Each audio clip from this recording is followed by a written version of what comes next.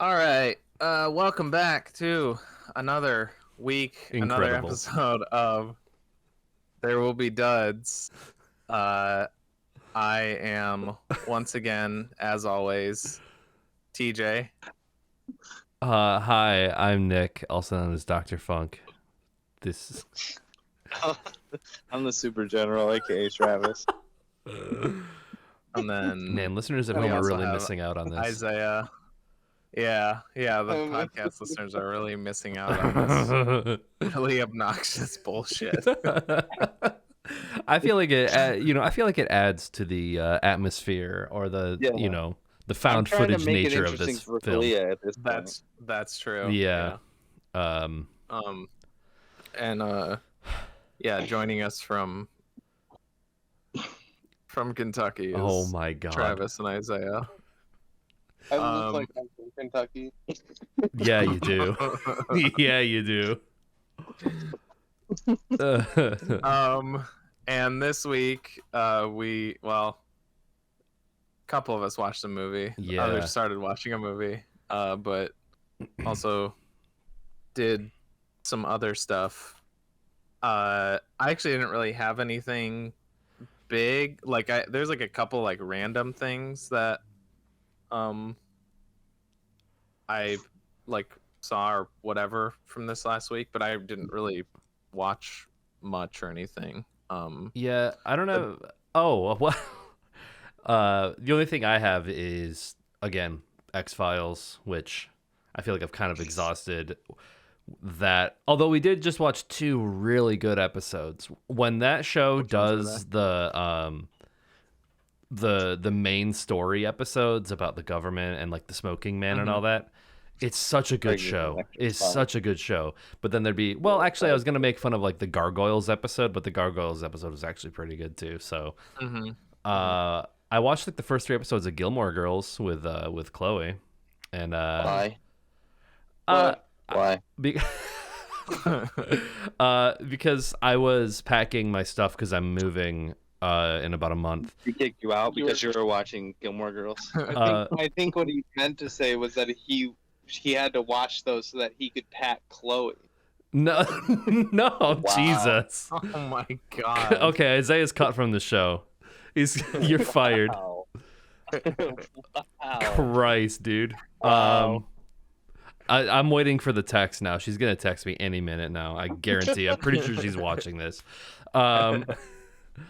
But yeah. Well, I apologize in advance for Isaiah. I think Gilmore Girls is interesting because, well, we listened to another podcast, like kind of review it and like in the lens of like the culture that was like around that time, like the early 2000s, where like the show is basically like rich people problems, which I think, is interesting in some ways. Like, the worst thing that could ever happen is that Rory goes to Yale instead of Harvard, which is just like very funny when those are the stakes. But yeah, that's really it. Don't have much to say. This is all super sus, Nick. Yeah. I just happened to listen to a Gilmore Girls podcast. I just watched the first 3 episodes. No, it was a I just got a tattoo. I just said, give me a tattoo hey, of whatever look, got, okay. and it was Gilmore Girls. Rory is my spirit animal, okay? See, it sucks because I want to have an intro topic because this movie that we watched this week is poison to me. I take psychic damage thinking about it. But anyway. Yeah, I like kind of along the lines of like being more aware of like just kind of like rich people problems or blah blah blah whatever they're like frozen down there. Just being kind of more like socially aware about like like dumb tropes and stuff like that in media, or like just things that I just like that just like bug me more now. Just keep going. Just keep going. Yeah, just keep going. We'll just keep going. Yeah.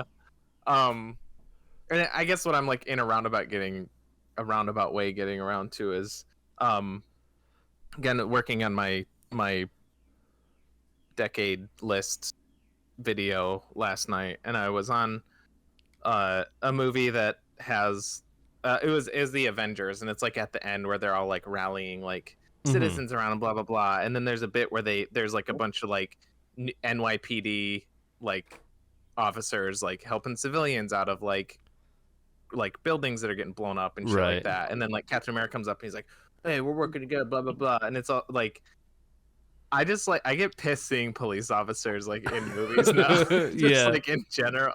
I'm like, fuck you. Yeah. Like they get like painted as like heroes and shit. And bullshit like that. It irritates me now. And rich or like white people problems are just so like not that like I guess I'd never like noticed that shit before, but it's like it's either just because I'm older or because it's just more of a You're more thing in the cultural zeitgeist that like I'm more. Look at my phone. We should make TJ watch like World Trade Center, and just like see how long it takes for him to like commit harakiri and kill himself. I mean, honestly, I would say me or Travis probably seen the most Girls, and that show is like almost as bad as watching this movie. What show? Yeah, one girl. Oh boy. I'm pretty sure at one I described it as mental Clerks. What show? What show? Gilmore Girls. Oh, okay. Oh.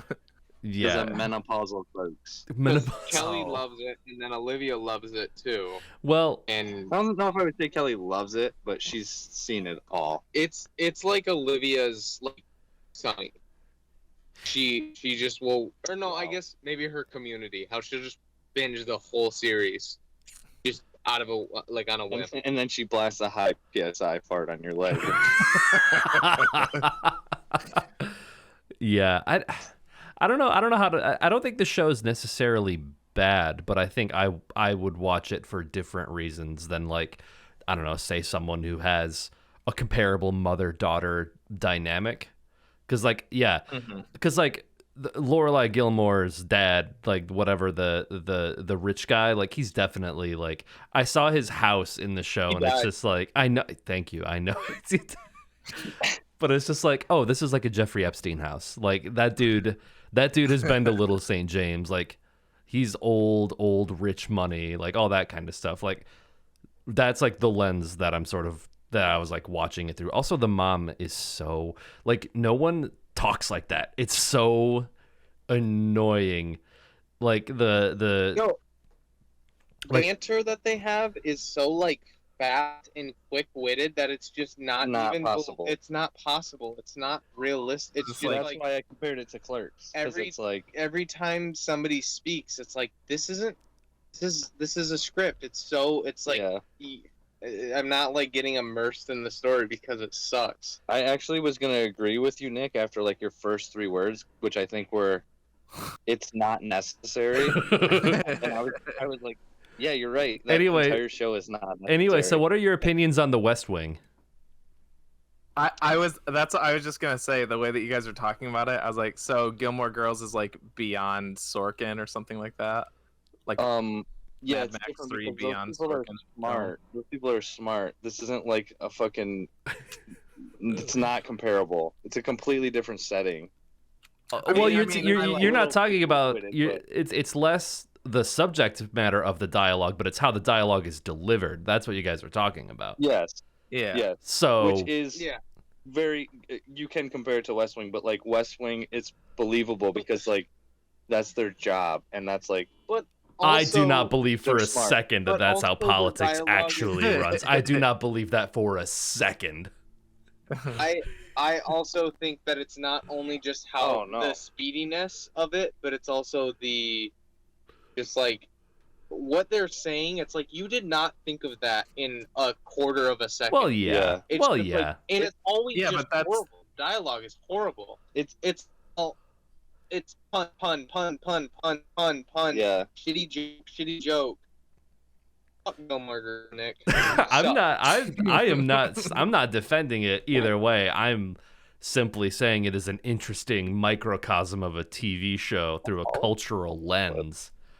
Sorry, I'm getting all erudite podcaster on you, but I'm not saying like I endorse everything that goes on in this show and everything that the characters have to say and how they say it. I think it's interesting.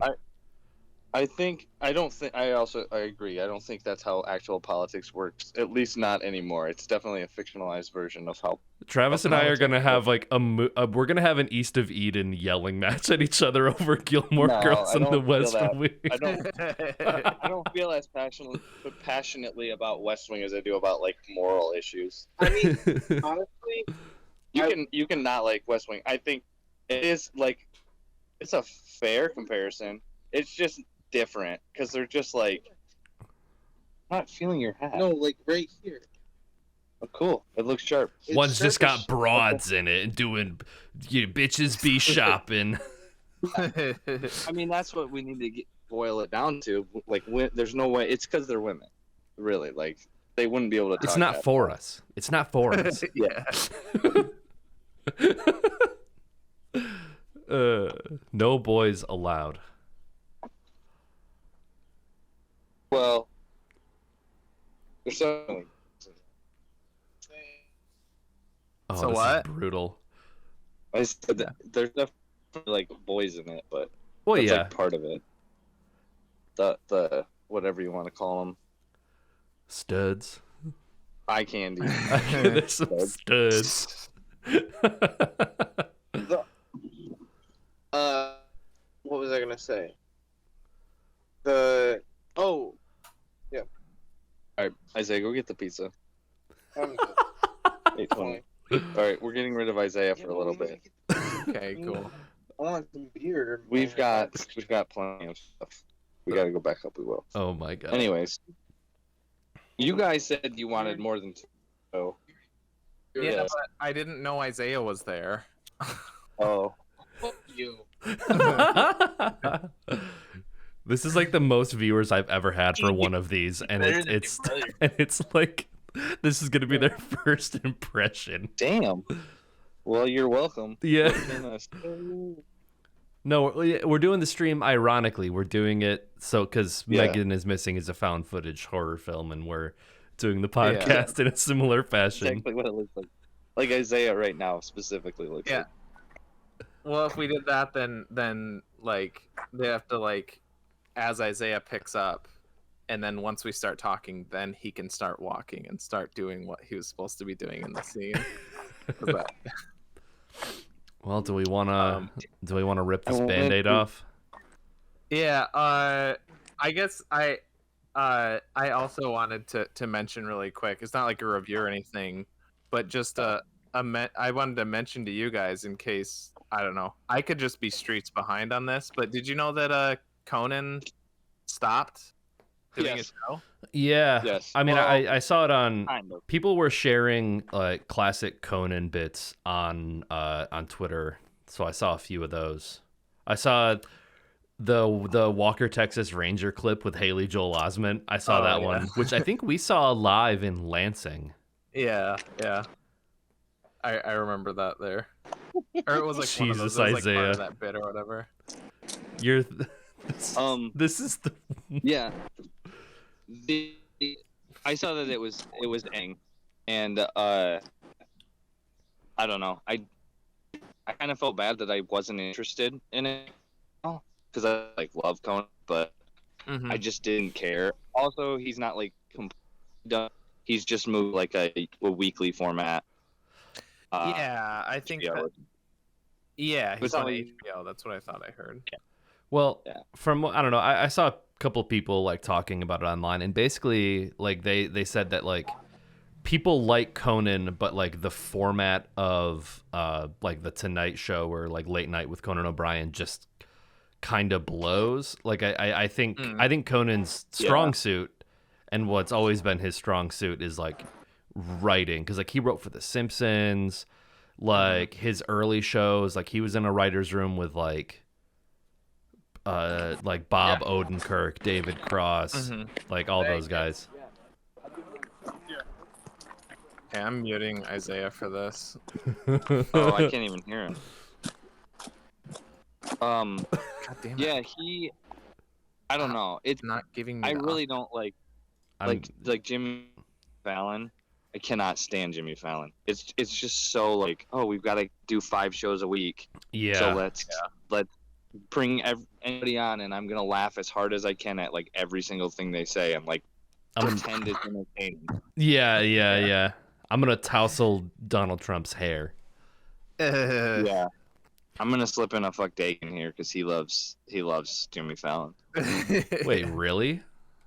Yeah, he do. I think Jimmy Fallon has like the capacity to be funny, like he has before on SNL, but yeah, as like a leading man for anything, no, I don't think so. Absolutely not. Wait, Jimmy Fallon? Yeah, like I think he's. I mean, Fever Pitch is a movie. Yeah, I used to really like he was one of my favorite people when he was on SNL, and I was like, sweet, he's doing movies. Oh, sweet, he's like doing other stuff. But then I don't know. As soon as he went to Tonight Show, I just kind of he's like it's reminiscent of like this like why I don't like Chris Hardwick, who did like stuff on G4 TV, and he does the AMC like Talking Dead, like the post show like talk show things, and like it's like just their level of like excitedness and happiness at everything is so over the top that it just makes it feel so fake. Yeah, and it's just so irritating. And like I'm sure like at the same time, like if I mean, I'm saying like me hypothetically, who is like not somebody who has been in show business for years, like both of them. But like if I was like thrust into their position, yeah, I'd be fucking excited. Like, yeah, but so like maybe they are, but I don't know. It just comes off as really fake to me. Yeah, it is. It's very disingenuous. Disingenuous. Genuous, yeah, that one. It definitely comes off as fake and just like, cause it laughs so hard at shit that's not even really that funny. Just like, we know it's funny. Well, it's also like whatever you see on TV is like a watered down version of them as well. So like, any sort of like genuine excitement or anything is going to be like, you know, our market tested, audience tested, like that kind of stuff. So it's just like that's like I don't know, it bums me out when, and maybe they enjoy these shows, but whenever I see like Ken Jeong doing like whatever reality singing dancing competition, it's like you were Chang on Community. You have the capacity to be like a very, very funny actor.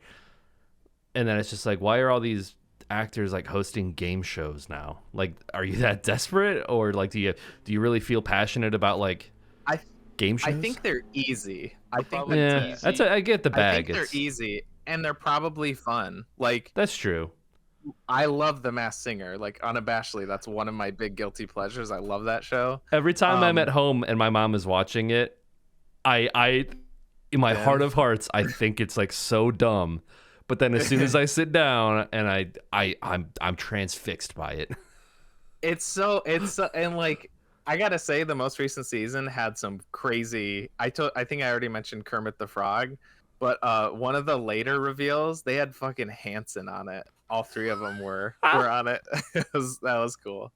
But anyways, like watching Ken Jeong on that and having listened to every commentary for Community like ever, just he is that kind of dude. He like that sort of like excitable, really, like I think he just seems to me like a dude who's like just has fun with like any sort of job.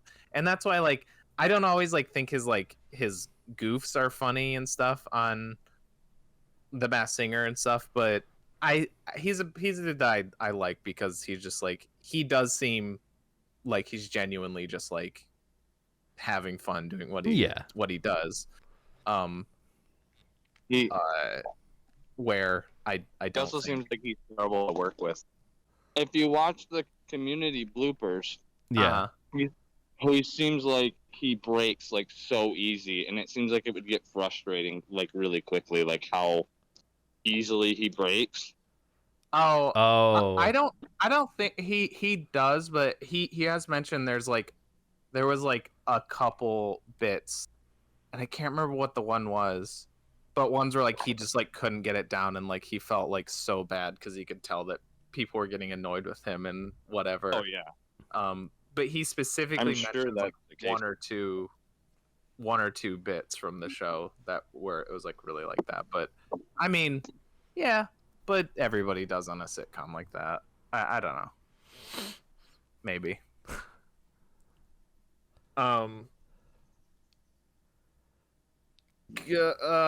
Going back, because I had the segue for it, but I just wanted to shout out Conan. Oh yeah. Speaking of Jeffrey Epstein, Michael Goi, who directed, wait. Megan is Missing. Is there an Epstein connection? I mean, no. Oh, okay. But he's a fucking creep. Oh, okay. I got you now. Regarding children. Okay, I understand now. Megan is Missing. Yeah. The movie all my viewers that I had 10 minutes ago were probably waiting for us to talk about. Here it is, everybody. We're finally doing it. We've heard your demands. So, first off, I'm sorry. Second off, this movie follows. It's a supposed like real account. What's the term? Found footage. Found footage. Yeah. Found footage movie of these two girls who are friends, and it says right at the beginning of it that they went missing, and like this footage was found later, and blah blah blah. And so that's what happens. They both go missing, and yeah. Only me and Nick watched it out of those of us on the show. So I guess we can kind of go. Can you guys hear us pretty well, both of you? I have Isaiah muted and his video disabled. I don't know what he's doing because it looked like he was in a public place. Yes. I think he said yes. Yes. Okay, so I'll usually that's what I do for the plot overview, but I guess I'll go a little more in depth. Chris just said, speaking of found footage, is Travis trying for a reboot of the Blair Witch? Yeah, that's kind of what we were saying. Yeah. Okay, so this is a lot for Travis and Isaiah to kind of be more caught up to speed. So, I would say the movie's about, it's like an hour 20, hour 30. The first like half of it. I have to mute Isaiah again.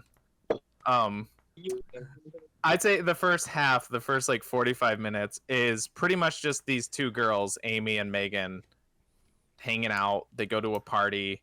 They're friends, but they're like kind of the complete opposite, almost to like a comical degree. Like Megan is like, she does drugs, she drinks, she sleeps around, and then Amy is like this really innocent, like goody two shoes type character. Yeah, she has a really good relationship with her parents. Megan is like her only friend at school. But yeah, the first half is pretty much just kind of like following them, just like hanging out. And then Megan goes missing.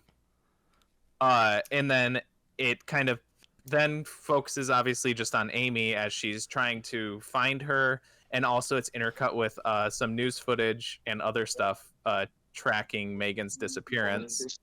And then with about like a half hour to go, Amy also gets...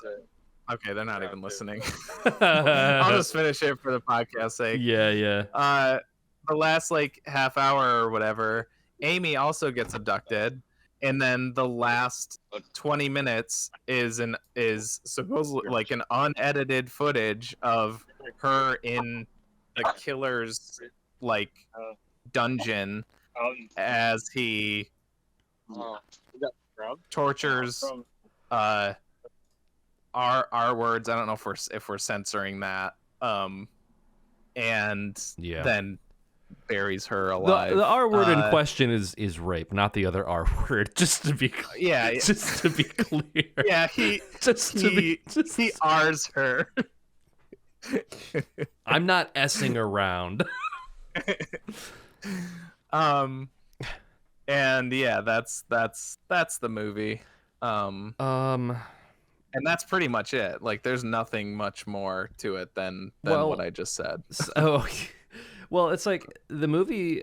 I was getting like mixed messages throughout the whole movie because I think the idea was that it was supposed to be like a sort of realistic cautionary tale to parents about talking to, because that's what happens is Megan meets this guy on the internet, skater dude. I was going back and forth between, oh, okay, that's like a pretty realistic depiction of like teenagers and how teenagers act. And then on the other end of the spectrum, I was like, this was written by a 40-year-old man, because like there were moments where I felt like the characters like were genuine in the way that they talked to each other. And then she's like, he reminded me of that creepy dude from Seven. And it's like, you're a suburban teenager in LA in like 2007. I highly doubt that you've seen the movie Seven. I don't know. That just like stuck out to me. It's just like, oh, Kevin Spacey. Cool. Yeah. Like, that's definitely like, I think the references would have been more up to date if it was written by like someone, you know, who wasn't, again, like a 30 to 40-year-old dude. I don't see what the big deal is anyway. Just fuck some guy and get it over with. Great advice, thanks. You're a hoe. H-O hoe. Jealousy talking, blah, blah, blah.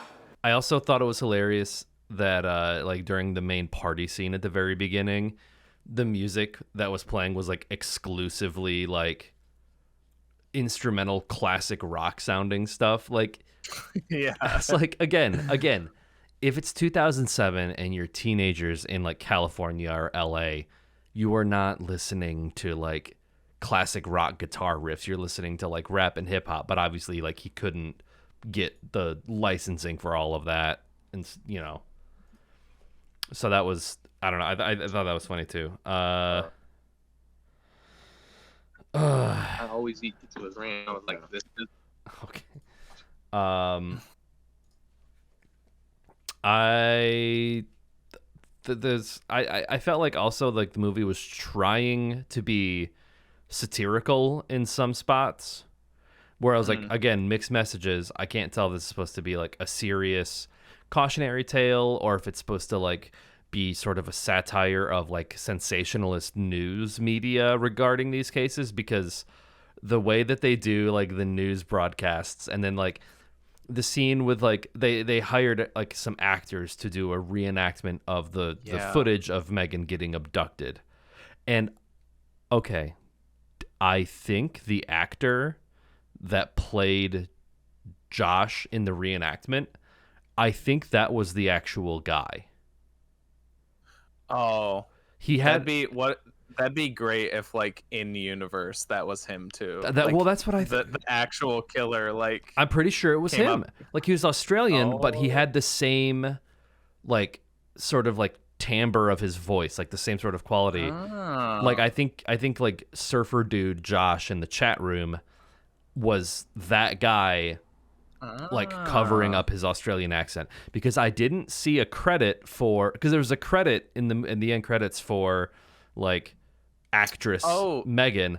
There was not, I noticed that. There was not a credit for like reenactment Josh. So I think that was the same actor who actually plays Josh. No, that's cool. I like knowing some chick thinks I'm dope. Playing someone as awful as this, but look past your personal feelings. Good eyes. Yeah. In the credits there. Yeah,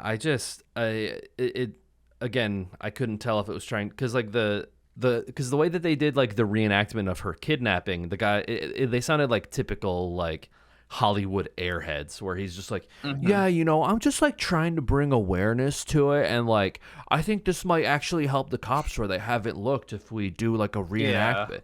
And I was like, okay, are you trying to satirize that like sensationalist thing? But then and then you also get like these weird moments where like these 13-year-old girls are making references to like Matt Damon movies, which that made me laugh. Oh, Matt Damon looks kind of gay to me. Like yeah, I bet he doesn't surf. I bet or whatever, or skate. Let me see. I don't know what go ahead.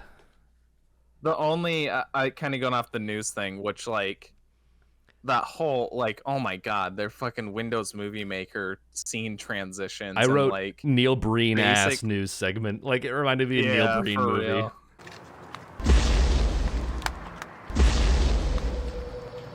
You're trespassing. Come with me.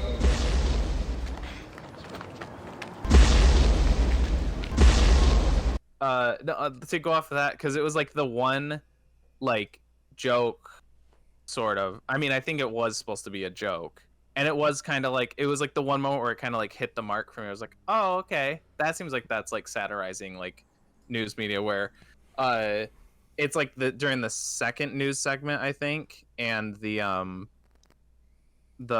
like a reporter lady, and she's like, anyone with information is encouraged to contact the North Hollywood Police Department. And when we return, a purebred Cocker Spaniel accidentally drives his owner's car through a store window. Yeah. Like, oh, ha ha ha! I see what you did there. Yeah. Very mismatched in tone throughout the whole movie. Yeah.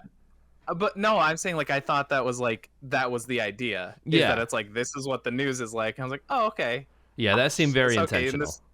That one bit, it kind of worked. Yeah. But then, yeah. Speaking of the reenactment, what the fuck was that reenactment? Where it's like there's like low frame rate, and then he's like, and then there's like whoosh, whoosh, the red flashes, and then the dude grabs her, and he says like in a weird voice, "You're trespassing." Yeah. Or something. Like, what the fuck was that? Yeah. That's not a reenactment. That doesn't they have count. none of those details. They were just adding their own details to it. Yeah. But yeah, we've kind of talked about this, but like this is a movie from 2011, which I'm trying to think of like what was going on around then. Like I feel like the found footage genre kind of got started by like Blair Witch. Well, I mean, there's what's that? Cannibal Holocaust is considered like found footage. Yeah, I would say Blair Witch is more where it got popularized. Yeah, Blair Witch and was like, I wouldn't say it was until like Paranormal Activity and Cloverfield was where it kind of really blew up for those few like next 5 years or whatever. Oh yeah. This movie was actually like made in 2006, like when it was set or whatever. Oh, that's right. It just took that long to get like distribution and stuff. I don't know the specifics if it's because. Well, also I think no studio wanted to touch it. Or they thought, right? Yeah, it could be something like that too.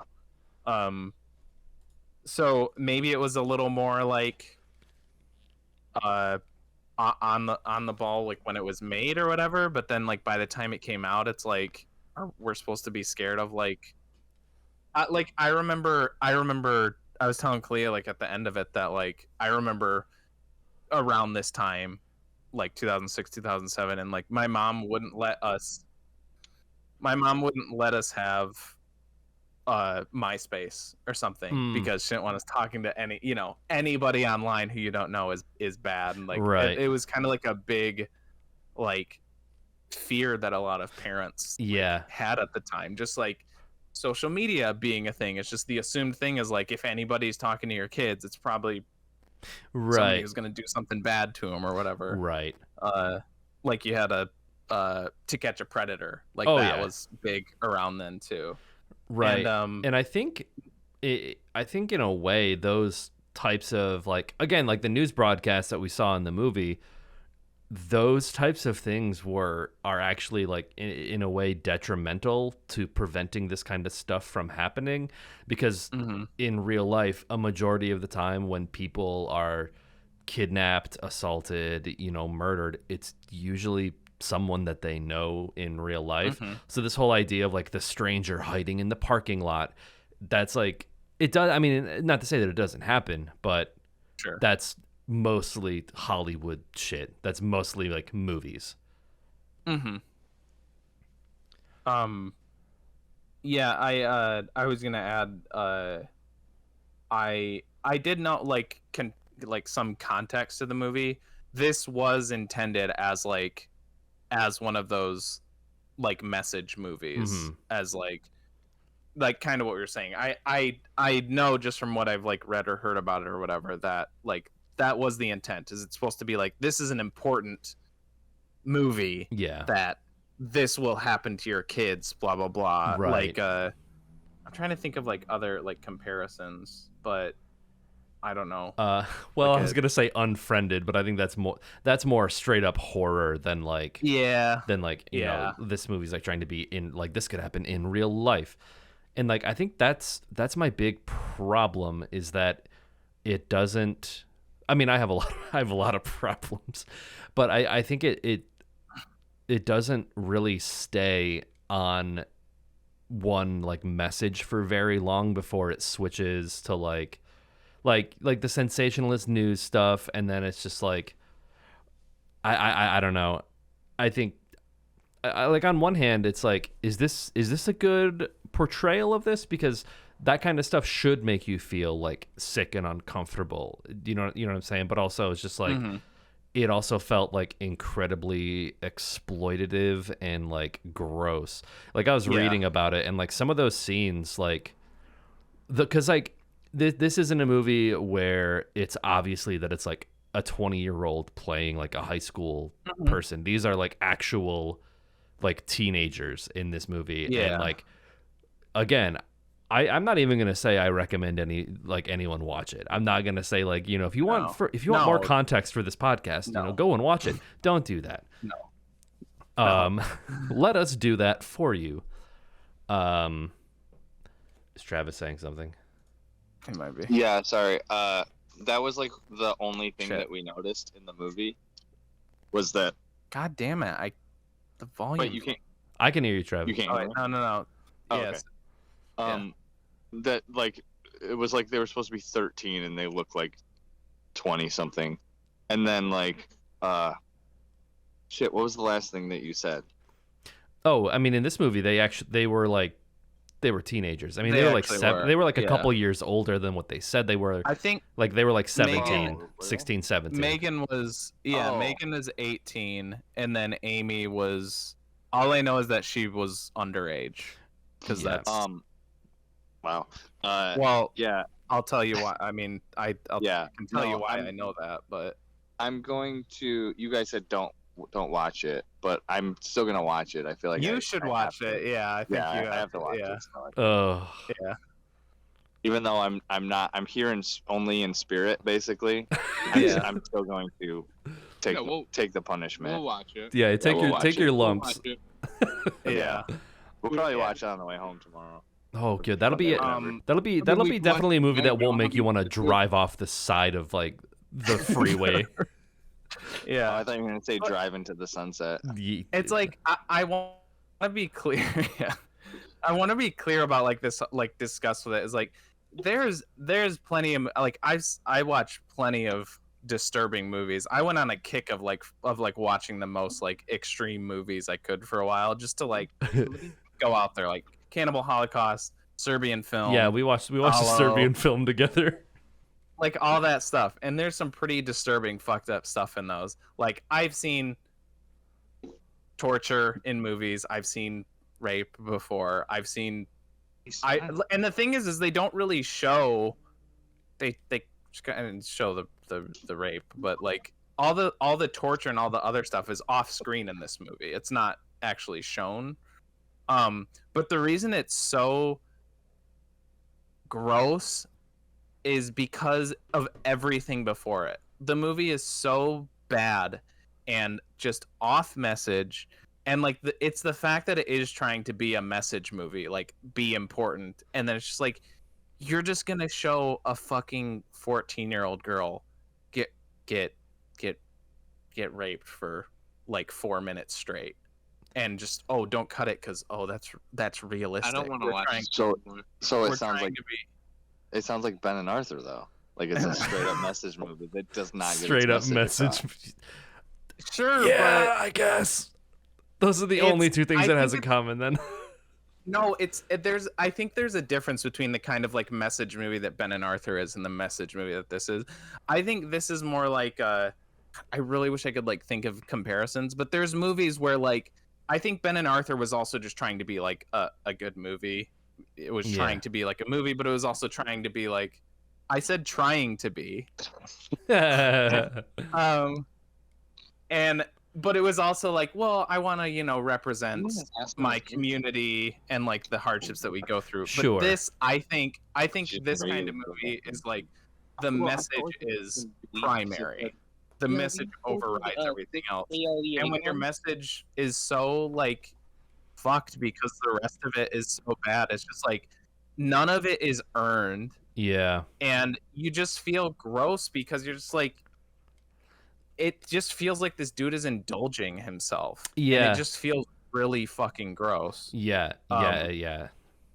Like the party, okay, like at the party scene, like at the very beginning, like it's going for like that gritty, edgy realism, but it's just like, again, it doesn't earn it at all. Yeah. Like I guess what I'm just trying to say is like, I don't want people to be like, oh, they're freaked out because it's so extreme, because it's so effective. But it's like, no, it's not. It's just, it's gross because like, for like all the bad reasons that it should feel that way. Yeah. Well, I feel like it tries to have this social commentary, social like message, but like because it's so extreme, it almost like bleeds into like so over the top unrealistic that it's almost like you don't take it seriously because it's such a it becomes a caricature of itself. Yeah. Well, like when it got to like the photos, the two photos that it shows, I like neither of us reacted to it, and then when they were over, I was just like, I said like to Khalil, I was like, what was the point of that? Why did they show that? And like that's kind of like the summation of like the whole movie. Yeah. Is like literally why? The scene. So there's like a scene where Amy, where the answer. Well, Amy gets she gets a camera for her birthday. She gets like one of those like hand cams, and she's like doing, this is my my vlog, my life thing. And there's like a scene where she's just like, oh well, let's pretend to do like an interview, and then Megan sits down and starts talking, and she's like kind of making jabs at herself about like, oh yeah, I have a great life and I have a great relationship with my mom. And then she just suddenly starts talking about like her stepdad and how her mom and it's just like, literally I was like, what the fuck am I watching? Like that's what I wrote down in my notes. I'm like, what is this? And like okay, to kind of get back about my I guess I should just say these are, well, I guess I'm not making any real statements other than just like, I think the director is pretty fucking gross. But so I looked at I was just kind of like I said, I like to like look at reviews and stuff after I watch stuff, and I saw one from like when the movie came out of like a positive review, and they were talking about like things that he mentioned in the commentary, the director's commentary. So apparently this is from Michael Goi's own mouth. Welcome to my twisted mind. but told through a review on, so this is kind of a heard it through the grapevine. Sure. But he said like, to get the realistic dialogue, which because one of my first notes was, this is the ultimate example of, like you said, Nick, middle-aged dude writing teen girl dialogue. Yeah. But it said like how he got to like get the realism is he like went to like his like producers' kids. He like went to house parties with them and just kind of like hung around, I guess. No. And then like their conversations, like for instance the one where Megan goes really in depth about like giving the dude a blowjob and gets really like into like the nitty-gritty details. Again. By the way, I underlined this. I put, these girls are 14, Michael. 14 years old. But there's commentary for like the review. That's like cheating. This is a positive review too. This guy liked the movie. Well, that's what I'm saying, because he had the directors like there the whole time, like hand holding him through all the shitty parts. Like, yeah. Well, here's what this is supposed to mean. Yeah. So he's like, oh yeah, that looks good. It was really messed up in the director's commentary when Michael Goi said that he went into chat rooms pretending to be Surfer Dude 69 and actually lured some girls into his basement, and you know. Okay. Oh, he went that far. You're making some real method acting here on the director's part. He had them actually come into his basement, and then he was like, "Oh wait, no, this is all pretend." Like he got all the way there, and then he's like, "Now I'm gonna stop." Yeah. So I can stop at he any didn't time. He didn't go quite that far, but where I was going with that is that like to imitate their dialogue, like their conversations, like i.e. that blowjob one, apparently is from real conversations that Michael had with preteens and teenagers. And it also said that he joined online pedophile forums to understand how they think. And to me, again, this is just allegations from allegedly truly, satire parody. I think he was just looking for an excuse to join a pedophile forum online. That's the statement. Oh my god. That's what I'm saying. Like, oh, now I got them in my basement. I'm definitely not going to John Wayne Gacy them. Okay. I'm not gonna put them under my fucking floorboards. Yeah, pick your favorite. In my crawl space. You're thinking, no, I think that's Ed Gein. I don't know, maybe John Wayne Gacy. No, John Wayne Gacy's the clown guy, right? Well, yeah. Did he do Under Floorboards? Yeah, this director is definitely on some watch lists. Yeah, definitely. Again, well, you know, I kind of laughed when you mentioned Epstein, but what if he joined the forums first and then he got questioned by like the FBI or whatever, and then he's like, "No, I'm making a movie." Oh, and I would say that would make more sense, as if this script was thought up in like an hour, as he's like furiously typing it on his computer to have an excuse when the FBI shows up to his house. He's just riffing. Like he's just like half drunk.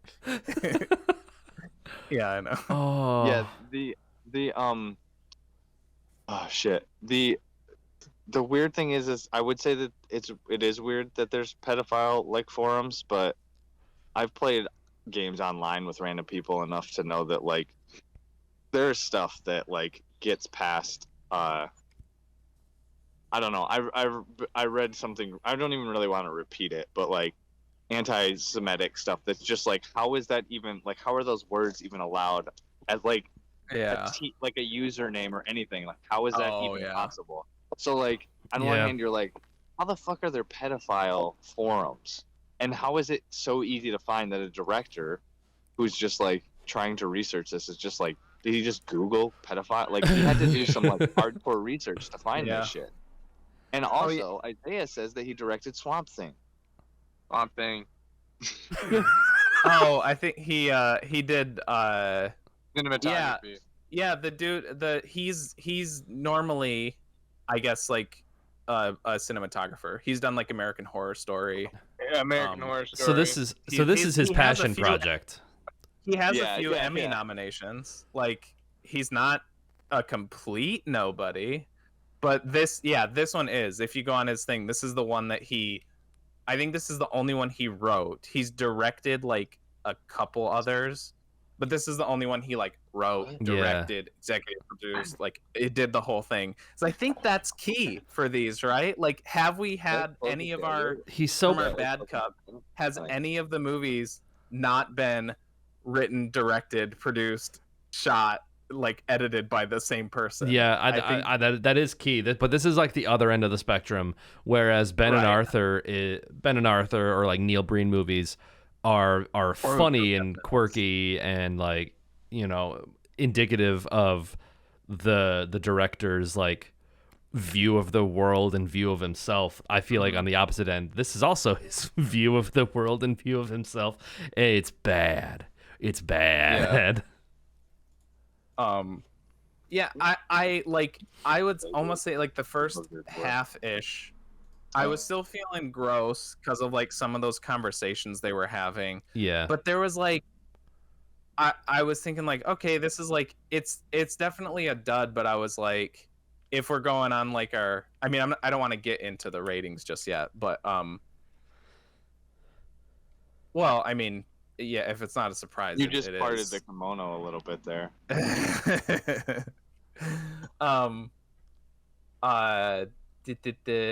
But I guess I was thinking the first half-ish, I was like, there's some of like ironic redeeming qualities of it. I'm like, you know, there is some bad acting to laugh at the beginning. Sure. You know, there's some pretty bad acting throughout.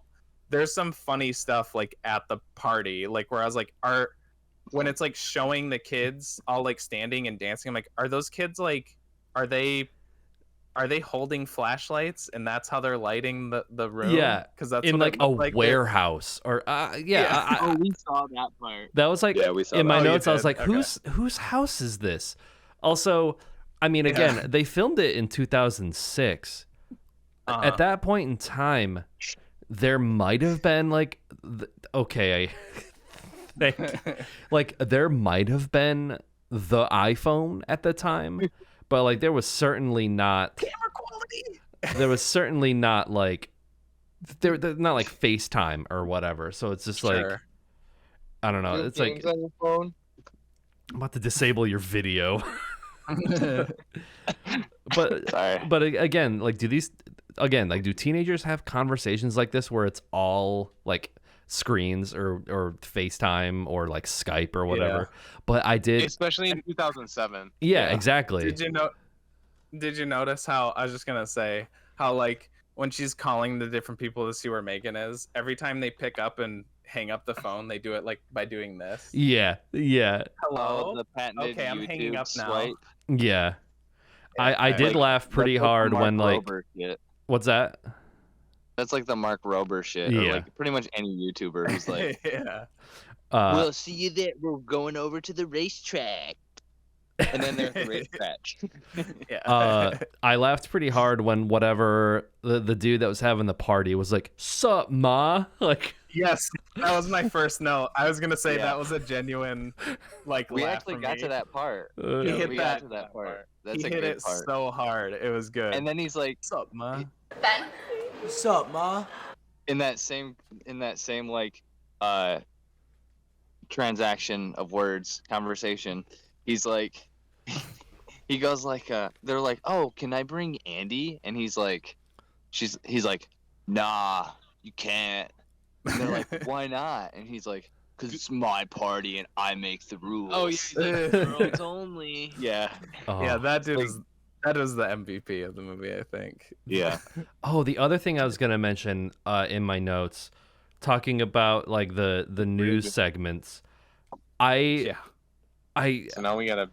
I was just like, the fact that like the news anchors, every time they talked about Megan, it was like, the prettiest girl in school, Megan, has gone missing, or like the sexiest teenager in whatever high school has gone missing.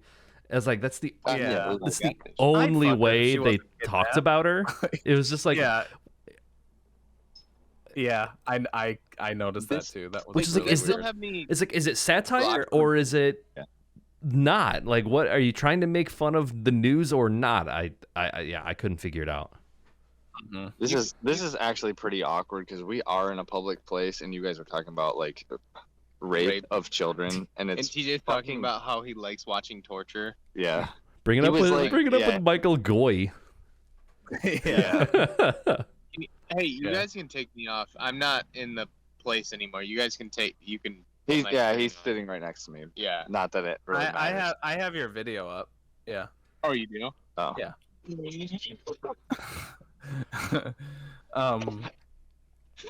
Fucking idiot. Okay. You're not allowed back. To more like, I'm not typically super like, I don't get super for found footage movies. I know some critics can be very like nitpicky about like, oh, they wouldn't be filming this, blah blah blah. Right. But like, I have that so much with this movie. Like, it's so convoluted. Like, I'm gonna make a video diary of my life. How convenient. Yeah. But also that like her camera only made up for like 30% of the footage. Like the rest of it was like all like their phone conversations where everybody has, like you said, like really nice cameras for 2006, 2007, whatever. Yeah. But and horrible audio. Yeah, it was horrible. Yeah, I mean, whatever, that like could've just been 2007 YouTube MacBook Pro, their rich parents bought them. You know, that's probably what it was. We like, Yeah. we literally could not even like hear it, or like it was like hurting our ears because of how it was bad it There's was. some we had bits to where it's crank not. it so loud, and Yeah, we cranked Well, I it. think just like the white noise in the background was so. I like, think it was, like, penetrating you my watched like a version of the movie that someone like had on in their room and they filmed it with their camera Yes. phone, because the one that I watched was not like that. It was still like bad audio, but it wasn't like I didn't have to crank it or anything. Oh, going back to the found footage thing, I think like those movies, if you kind of like buy into the concept, it makes it a lot better. But really the only like way that it's like truly acceptable is like if it's about a monster that swoops in and DTs people, and then leaves like a sack thing in the air. Like that's the only way that it's like, well, just a blanket across the top is acceptable. I was gonna say that, like, you know, like Chronicle, like why the fuck would they be filming when there's like the final showdown? Yeah, like, that's. I mean, that is a like pretty. throwing buses at each other Yeah. and shit. It's like that movie's good, so you kind of just forget about like. That's kind of what I mean. Well, Or it's like like- Cloverfield's kind of the same deal. Yeah. Yeah, Cloverfield. It's just like it's actually good, but yeah, with this it was like. It was just. Well, Cloverfield was the example I was actually thinking of, because I remember standing up in the theater afterwards and like yelling because there was a bunch of like preteens that were just like, and I was like, shit. I don't remember what I said, but I like yelled at them. I remember you said learn to appreciate a good movie. Oh. Because they said that sucks. I wish I they wouldn't said have- it sucked because like everybody dies at the end or whatever. I wish I wouldn't have brought this story up because it's such a douchey film boy thing to say. I mean, kind of, but it was okay because dumb teens. I mean, I think you can flex a little. Although I think at that point I was still technically a teenager, so it's acceptable. I guess. Sure. I was like 18, 19 maybe. Oh no, you would have just been about 20. I think that Really? or no, maybe that was 2007. It was 2007 or I 2008. remember. Oh well, whatever. Wait, you stood up and said that? Because I Yeah. saw that with you guys in theater. Yeah, it was. Andy was there. I remember Andy was there. We had like a kind of a group, but anyways, the party that attended Cloverfield is not like instrumental to this podcast. The Or to party really that is the party at the beginning of Megan is Missing, which was one of the big examples of like where of no that, boys were like, allowed. dumb, like, because that footage isn't even Amy's camera. It's just some dude on the party with a camera, and it looked like a nice camera because there's a part where you like see the shadow and it has like a mounted like boom mic and like light and stuff. Yeah. But anyways, that one like really bugged me because it made me think of the show American Vandal. I don't know if you guys have watched any of that. It's a great show. I know the actually. premise, but I haven't seen it. That is a great I can satire of like crime documentaries and stuff. It's really good.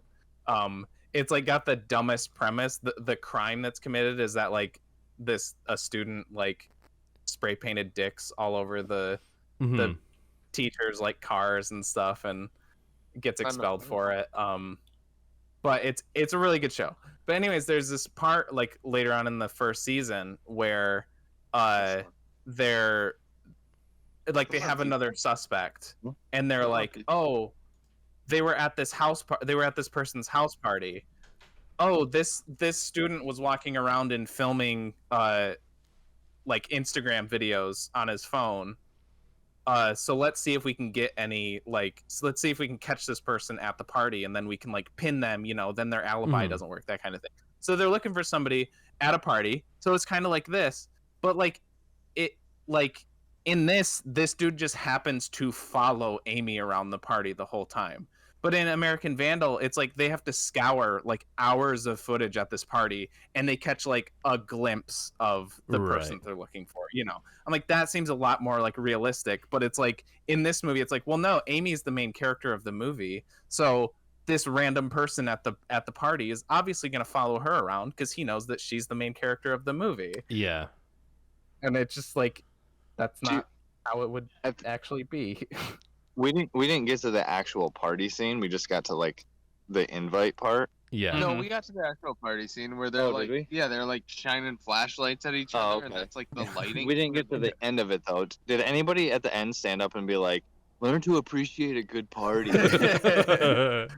No, it ends with the guy in the camera telling two girls to make out, and then they say they're not gonna do that for a gross dude to get him off or whatever. They're like making fun of him for being a gross dude, and then he's like, "We'll do something." So then the one girl puts like a pill of like ecstasy in her mouth, and then they make out anyways, and then Amy throws up on their heads. So that was kind of good. That's so weird because that's what we did in the parking lot after we watched Cloverfield. Oh yeah. Yeah.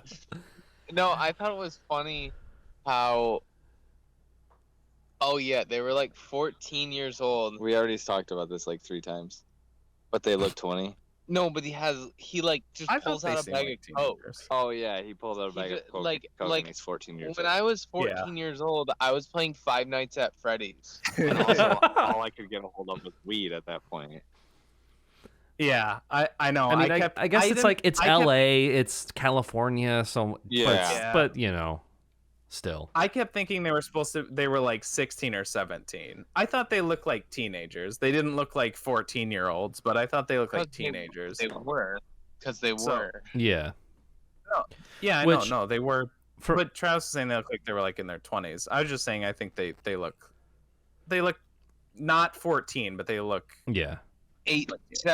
At first, I said 17, 18, and then Isaiah brought it up again, and I looked. I was driving at the time, so I wasn't watching. I was mainly just listening.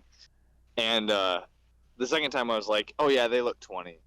But I still thought they looked like 17, 18, but I just didn't know what he wanted me to say to acknowledge the fact that they looked older than 14. So I just said, yeah, they look...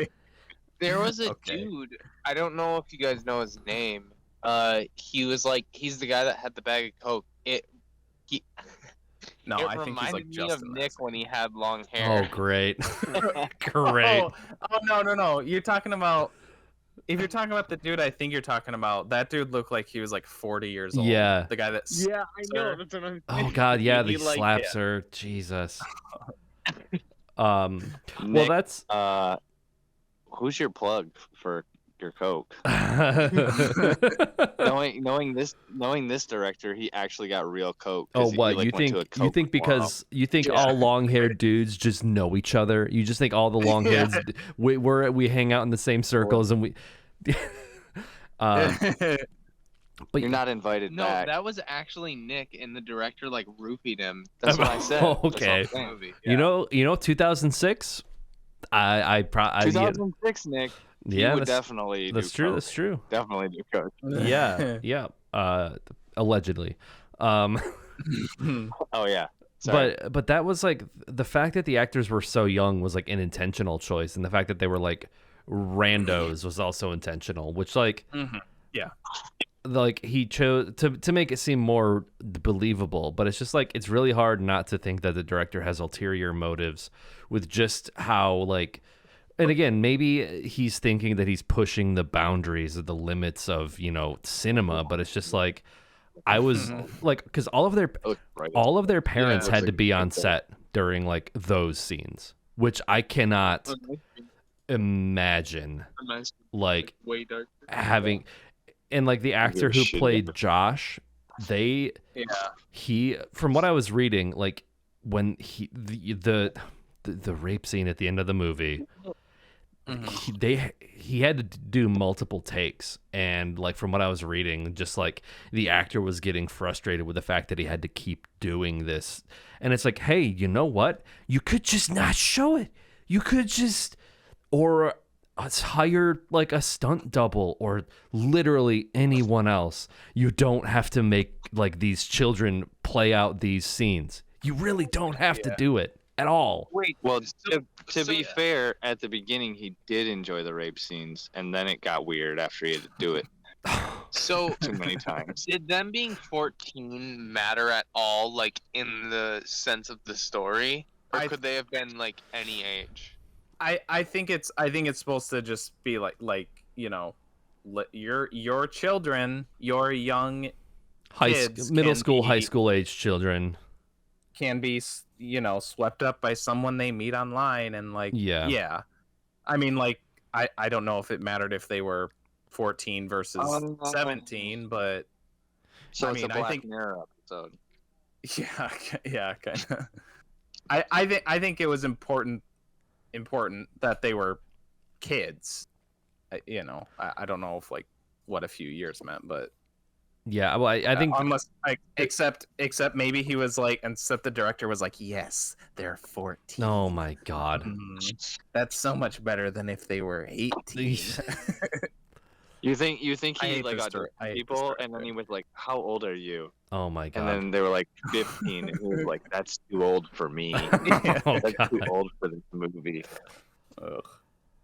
You said on the pedophile forum that you were 14. I was 14 and a half. I just had my birthday.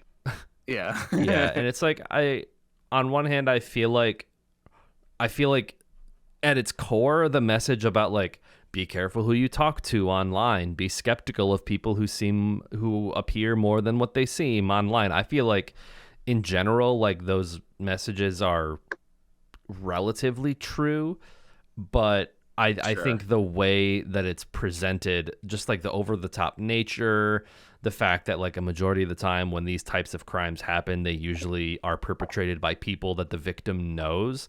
I feel like it ultimately does more harm than good, and just reinforces like the sort of like old wives' tale type, you know, like, oh, I saw on the news that all these kids are playing the knockout game where they try to knock each other out, or like, you know, like all those news stories from like that era.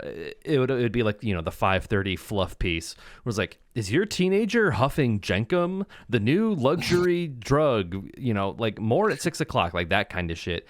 I feel like it veers way too far into that territory of just like muddling the message by being so over the top and not really accurate to how these types of situations are played out in real life. What? Did you guys watch it on YouTube? Yes. YouTube? I didn't watch it on YouTube. I found like one of those like free movie websites that had it on it. It was called like peta.file.com. I had to download. I had to get on the Tor network. I had to download Tor. Yeah. It was, for some reason, it was 100 gigs. And there was like a bunch of hidden files. He didn't look into it yet, but the movie itself was only 10 megs, so it's kind of weird. For research purposes. Yeah. You're going to federal prison. It's the director's cut, which is I ordered the director's cut and it came on a flash drive. It was really weird. It's 99 gigs of him explaining like why it's okay. Did you watch it on Billie Eilish's channel? No. No, I don't think so. No. Well, this is what the picture looks like. Okay. No, look at it. It's Billie Eilish's, and it looks like this. Anyways. Okay, I'll look at it. Shit, what was I gonna say? What did you just finish saying, Nick? About the movie not being like... Oh, I got it. Yeah. How come, like, at least 85% of the movies that we pick have like some controversial like shit behind them. It's either some kind of like Nazi shit or like homophobia shit or like #1 action movie shit. Like, Wait, yeah, what was wrong with Who Killed Captain Alex? Who Killed Captain Alex is perfect. Yeah, 10 out of 10. I mean, yeah. I don't know what you're talking. I mean, we've probably had a few, but I just think seems that's like. Okay, again, I'm in a public place, so I'm gonna try to. It seems like every week we bring up like something about we're saying like, oh, there goes another slur, jokingly, of course, but also like. Well, like yeah, last week we were talking about if they were special or not. I mean, maybe for a second. Wait, what was that I don't movie know. last week? American movie. Oh, the all right, that was a wholesome movie. Mark and Mike. That one was wholesome. Yeah. Well, that was wholesome. I mean, Yeah. I think that, I mean, you can confront problematic. Can we just watch Toy Story 2? Yeah, I feel like you can confront problematic ideas and problematic themes in movies and like not be this movie. I feel like you can touch on those themes. I feel like you can like, you can even make a, kind of an edgier, boundary pushing movie that like touches on these themes. But this one was just, it did it so shittily. It was bad. It was so bad. Yeah. I agree with you, and I think we should talk about those. But I think like maybe after like episode 100, let's save the like controversial shit for like like the deep ones. Like once we get in there. Yeah, like, we're starting off with some like heavy hitters here. Yeah. Wait a second. Hang on. I mean, I get this is the only one I would really like lump into, but like this is the only one that I would not put like even, a content warning in front of. Yeah, it's not even like controversial either, because in the sense that like there's no issue. It's just, well, it is controversial. It's not pedophiles would disagree with you there. Yeah, okay, yeah, I guess we're controversial to pedophiles, but like I mean, it's like it's inarguably just like bad and done badly. Like there's no real like question of like morality, like, oh, is it like, are these things justified, is showing these things justified? It's like, no, it's not, because it's a bad movie and it's presented very poorly. Whereas like other ones, it's like I guess I can't really think of any that we've done so far where it's been like, I don't know, been like this. And maybe it's just because those are more, we've mostly done movies that have some subtlety and some nuance, more so than Megan is Missing. Honestly, I would rather watch like Salo than this. Yeah, right. Yeah, I was thinking of it compared to our. I mean, this one has got to be the bottom of our bad cup list. Oh yeah. But I was like thinking, would I watch this before I watch the Snyder cut again? Because it's so much shorter. I still think I would. I don't know. I honestly don't know, because I don't want to watch either of them.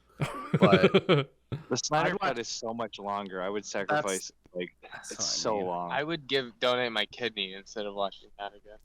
That's what I mean. Like it is so much longer, but like it's also, as bad as it is, it's not as like offensive to watch. I mean, at least it has Gal Gadot in it. I mean, at least it has Jason Momoa.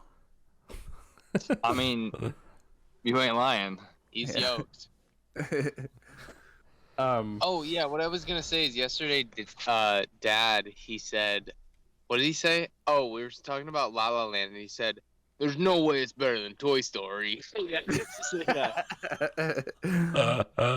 That's so wholesome. He was to me. comparing anytime we would say a movie, he would be like, "It's better than Toy Story." Or is that his favorite movie or something? Yeah. No, I think his favorite movie is still Pursuit of Happiness. Oh, okay. But it's not better than. But is it better than Toy Is it Story? better than Toy Story? I mean, that's our new rating scale. That's the new rating scale. Is it better than Toy Story? Better than Toy Story. Yeah. This is Michael Goi story. Gross. Michael Goi playing with his toys. There was another bit that like really bugged me. Just it was hard to be like critical for that last 20 minutes just because of how just like dead I was just from like having to. Again, it wasn't even like it was the hardest thing I've ever like had to watch in a movie. It's just like It's so again, hard.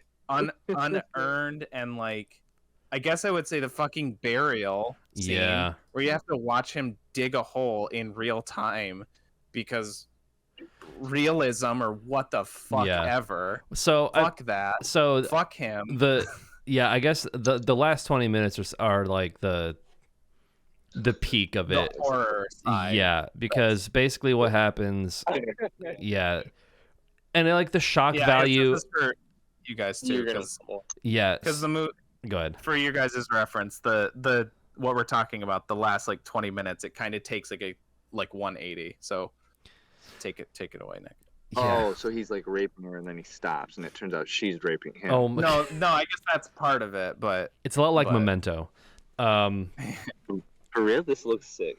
But basically, like this Josh character kidnaps Megan, blah blah blah blah blah, and then he kidnaps Amy too, and then like again, then he kidnaps himself. And then he kidnaps himself.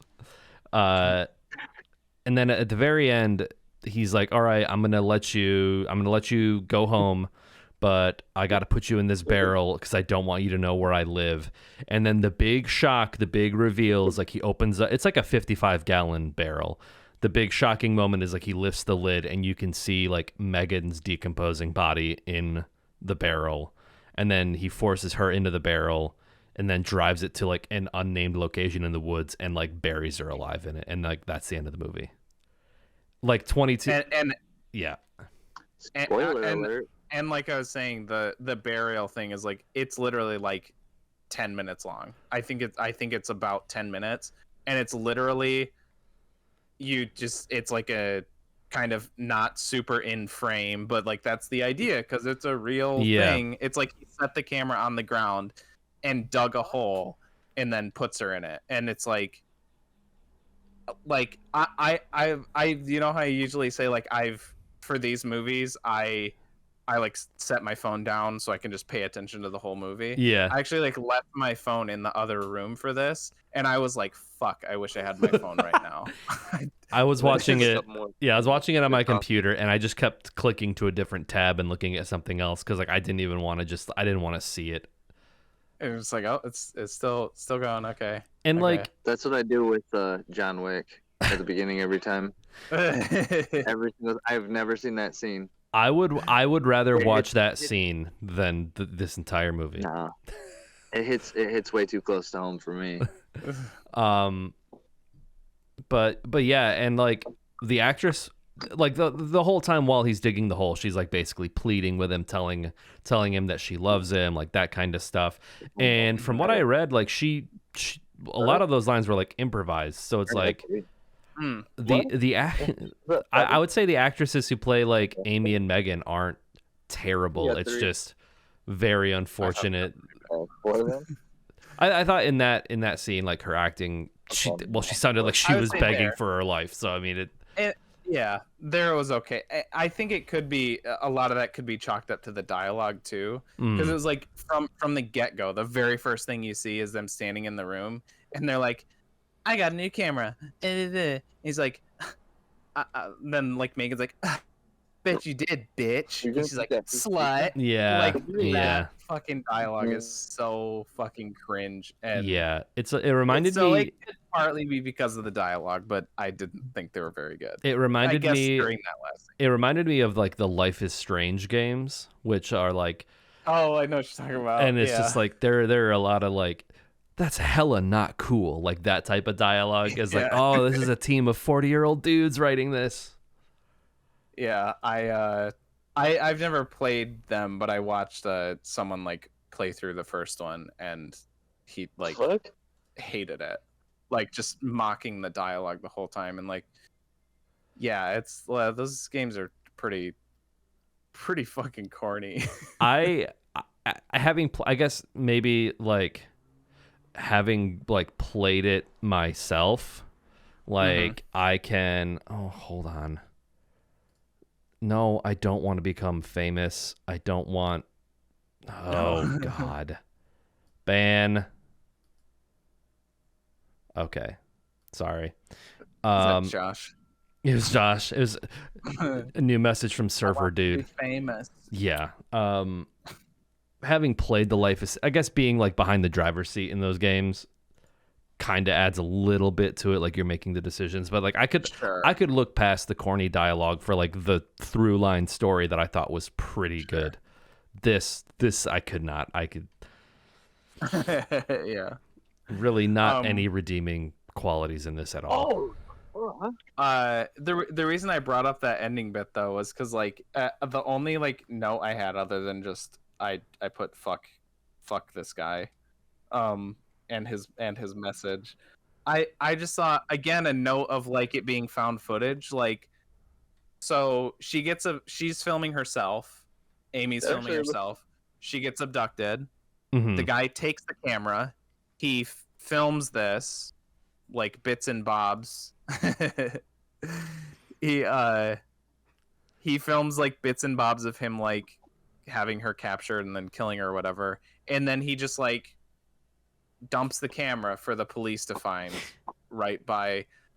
How does any of that track? What was the point of that? Well, yeah, is that him like mocking the police, being like, you'll never find me because I used a fake name online? Well, yeah, and like, well, it's in the dumpster near that same location where like she kept her teddy bear, which like earlier in the movie she's like filming a scene where she's like, this is where I hide my favorite teddy bear, and then you can just see the dude walk into the frame in the background and just kind of like stand there like looming over her, and it's like, it reminded me of like, do you remember Marble Hornets?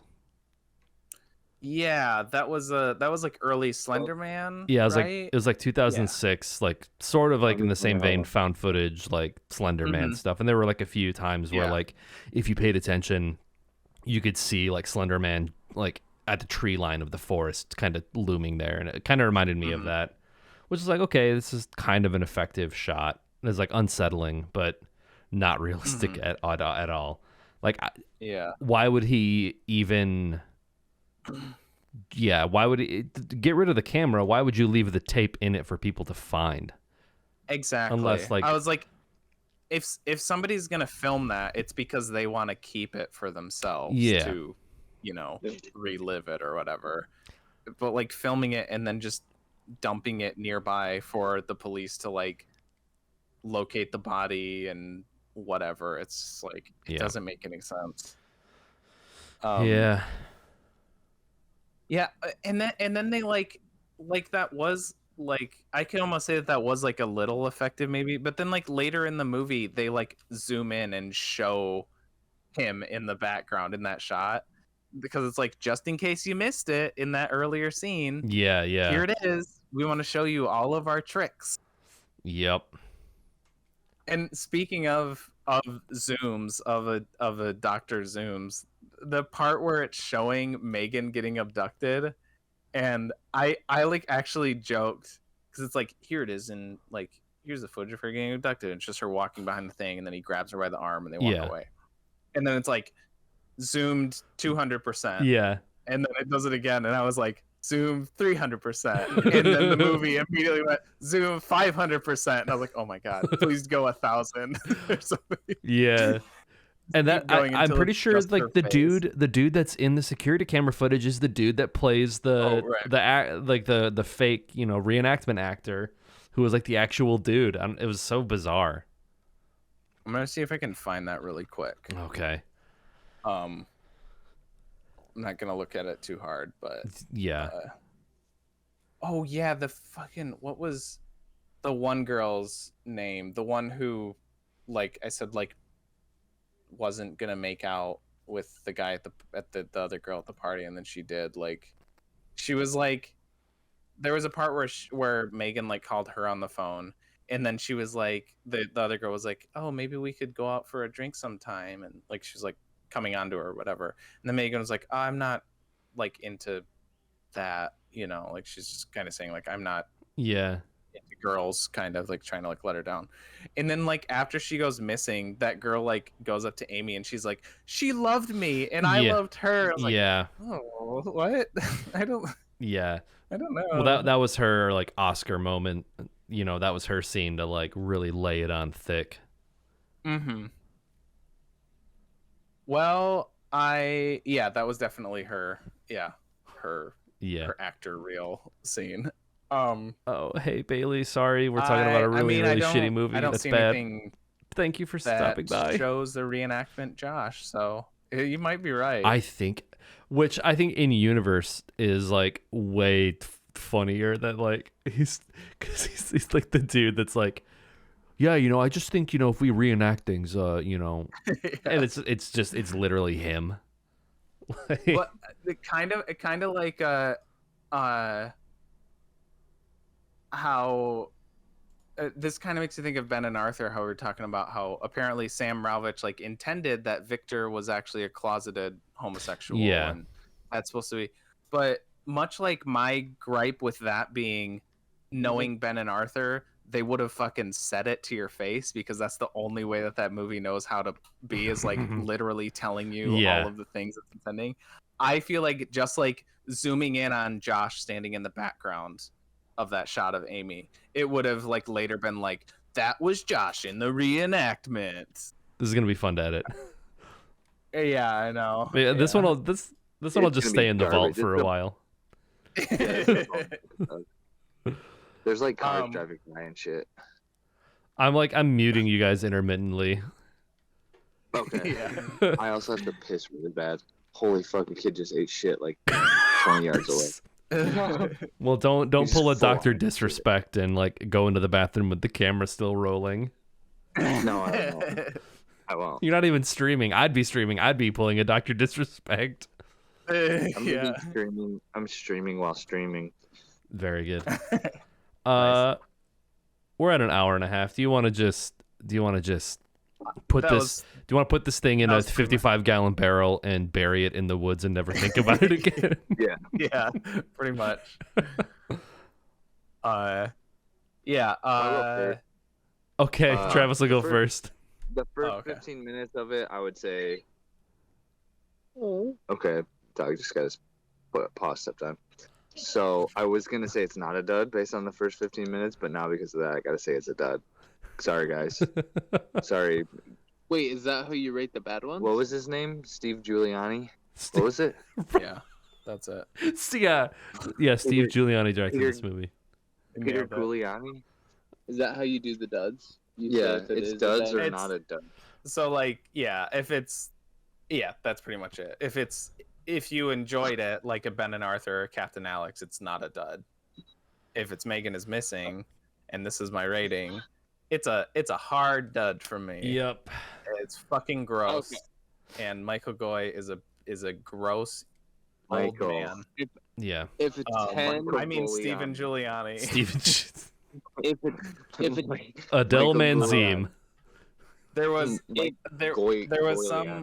was some early moments, like I said, where there was some like, you know, funny acting, funny like choices, funny with, like, bad teenage dialogue written by 40-year-old dudes. That's like, okay, this is kind of cringy. Yeah, or like flashlights at the party where it's like you get some of that ironic enjoyment, which is what we're looking for with these bad movies. Is like, or I mean, I guess genuine enjoyment. There's could be some good ones in there, but like it's that ironic enjoyment that we're looking for. And there's like bits of it, but also really early on there was that blowjob scene, and that was, I gotta say, that was not funny. Like I did not laugh. I was like, I had this face the whole time. I was just like, like a really like, I just like ate piss or something, piss crystals. I give it a 6.9. Great, okay, thank you. Well, yeah, I mean the whole reason that I even like knew about this movie before you pulled it out of the cup was the fact that like earlier in like 2020, for some reason this movie got revitalized through TikTok, and it was like people on TikTok being like, this is a traumatizing, traumatic, like trigger warning type movie. And I watched it, and it was like, I guess so. But like, I guess I was expecting it to be also like way more graphic than it was. Like, obviously it does get graphic, but it was mostly, it just felt gross and not really like traumatized. Like, I just felt like it was not in a, you want to be grossed out in a Safdie Brothers way. Yeah, that's how you want to feel. Nick is the dud. Wow. What was that? Wait, so hang on.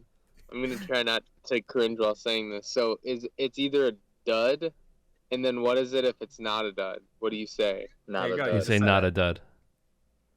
What about like? I don't even. I mean, it's pretty loose. Like, yeah. I think like you don't have to be like, you know, I don't have to just say Ben and Arthur is not a dud. I could say like Ben and Arthur is great. I love it. It's really funny and enjoy, you know, but it's more arbitrary than our 1 to 10 scale for the regular movie. You could say it's like a dud or it's a bud. Hey, bud. I was thinking a dud or a chud, like the movie Chud. Yeah, I don't think I can hold it anymore, so I gotta go. Go. Okay. Okay. All right. I guess we'll say. Oh, you're still getting out. Okay. All right. Yeah, I guess just final thoughts. I feel like whatever intentions that the director had were completely just destroyed by how gross and exploitative this movie felt, and I feel like it did more damage than good with its message about, you know, being safe on the internet. It just felt needlessly edgy. It was like a this isn't original, but it was like a pizza cutter. It was all edge and no point. But yeah, so if it executed the message better, I would almost say like, okay, like you can push boundaries if like the ends justify the means, but I really don't think this was a good example of like a cautionary tale to teach children to be safe on the internet, and I think it was like detrimental to that. So this is a dud, big old fat dud. You could say dud, and then if it's good, you could say it's a wubble of a dub dub. Okay. Great. That's the last line of the podcast. I'm ending it right after that. Wubble of a dub dub. Okay. Speaking of that, did you guys see the new episode? No. I haven't watched the previous season either. Like, I've seen the first 2 episodes of the season 4 of Rick and Morty. The first half is garbage. The second half is really good. Okay. But the new episode's free on YouTube. Yeah, I know. I just haven't gotten around to it yet. It's pretty good. Sorry that didn't get to it and we're drunk and we're still doing this. Entertained. I can't recommend watching it. If you want to, that's your thing, but I cannot recommend it. No, I watched like we watched like the first 20-25 minutes, and I was like, you know, like I have a hard time like if I have something on, even if I don't like it, like Gilmore Girls.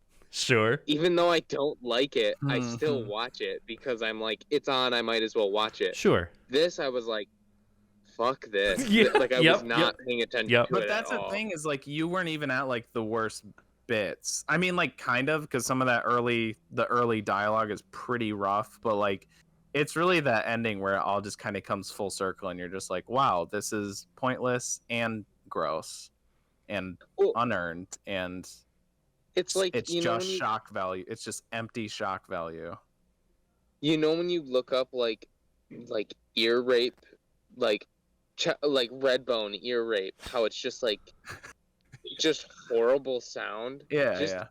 That was what it was like listening to it. It was again, just I think that was just the version. Yeah, like, that's not how the movie doesn't sound that way. Whatever free thing that you watched on YouTube of someone filming it from their iPhone 6 on like a CRT TV, that's why it sounded like that. because every once in a while they'd have like notifications pop up, and I thought that was part of the movie. It's like the Android like bum bum bum bum bum like just, but it's just like distorted. That's like kind of meta, because if somebody filmed it on their phone, that's like a found footage. A found copy. found footage. Oh, a found footage movie. Wait, so what? That's what we have to do. What quality were you guys able to watch it in? I mean, it's still dog shit. It's still like maybe 480. 240. It's like maybe 480 for me. It was not great.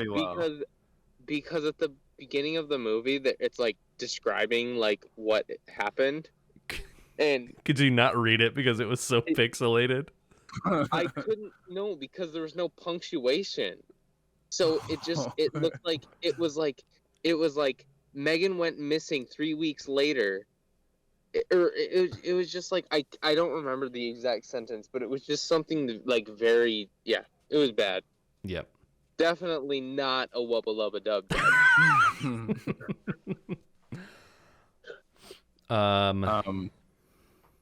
Yeah, were you gonna say something, or just leading into the? Oh, I was just gonna say. Oh, we gotta wait for Travis to get back so we can pull from the cup. Yeah. Well, actually, Oh, you're gonna be gone. No, not next week. So what I wanted to do is I talked again with Dagan. He's good to come on next week. Oh, sweet. And I let him pick the movie. Oh, okay, sweet. So, I guess I can wait for Travis to come back for that. But then what I was saying. Let me guess. He picked either like Hachi or Old Yeller or because he's a what's dog. the one where the dog plays basketball? Airbud. Airbud. I can't believe you pulled Hachi, but not Airbud. 8 Below. Wait, is it 8 Below? Milo and Otis. Homeward Bound. Paul Rudd. No. Paul Walker. Is Paul Walker in that? I know Cuba Gooding. I think it's That's Snow Dogs. I'm saying Dagan is a dog. What's the Chevy Chase one where he was a dog? You know what I'm talking about? That's not. No, that's like Shaggy Dog PA or something. PD. Oh, I thought there was. I think of Turner and Hooch.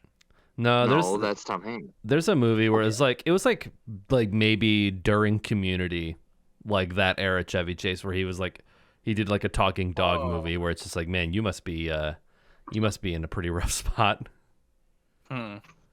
Anyway. Yeah. So I guess I'll reiterate for Travis. Dagan's coming on next week. That's why Isaiah was just talking about him, and I let him pick the movie. So, but what I wanted to say is I'm leaving the Tuesday after that. So what I mentioned this in the Discord previously is I'm not gonna do it. I'm not gonna announce the second one on the episode because I guess I want to hold that off for the people listening or whatever until the next one. But I'm gonna give you guys a movie on stream. Fuck, I'll just do it. But I'm gonna give you guys 2 movies, one for next Friday and then one for next. I'm hoping we can squeeze in another episode before I have to go. Is what I'm saying. Like the following. Like okay. That. But it's only a few days after, so I'm giving us both movies now, so we have like the full time to watch them. Okay. If you say Hunt for Red October in the next 30 seconds, I'm gonna be so fucking pissed. No, Dagan probably. Yeah. Dagan probably picked Ben and Arthur, and then TJ was like, "No, we already won." It's like just Ben and Arthur again. The movie that Dagan picked is, I looked up it's The Discovery from 2017. Does it have a submarine in it? That sounds like a sub movie. I don't think so. I've seen it before, but I don't think there's any submarines in it. Directed by Charlie McDowell. It's a Netflix original, so it'll be on Netflix. All right. Sure. Okay. Well, I'm just glad that it's not something that TJ put in the cup. That's all I'm going to say. Okay. Well, the next one could be. The next one could be. It probably was in the cup, and TJ's just like, yeah, Dagan picked this one. Yeah. Okay, so that's for next Friday, and then I guess we'll do our sign-offs now, and then once we're on break, I'll give you guys the next movie. Okay. Does that make sense? Okay.